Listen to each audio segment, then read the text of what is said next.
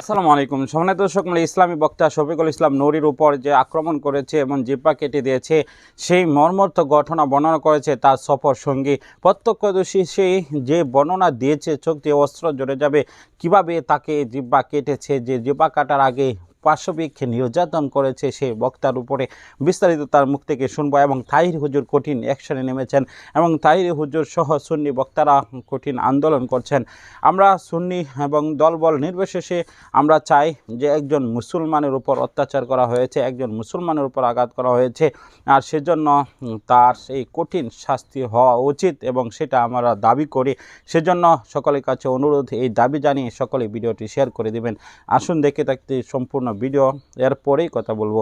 ততদিন জিহ্বাটা জোড়া না লাগে ততদিন পর্যন্ত আপনি কিন্তু খবরদার। মানে দর্শক সেই মর্মান্তিক ঘটনা আপনারা শুনতে পারলেন এবং সেই বক্তার অবস্থা আপনারা জানতে পারলেন, যে অবস্থায় রয়েছে এখন। সেই আমরা করুণ দৃশ্যগুলো দেখেছি, সে কথা বলতে পারছে না, মৃত্যু যন্ত্রণার মধ্যে রয়েছে এবং সেই পাশবিক নির্যাতন যারা করেছে আল্লাহ তাআলা যেন তাদেরকে হেদায়েত দান করেন, হেদায়েত না থাকলে তাদেরকে যেন বিচার করেন।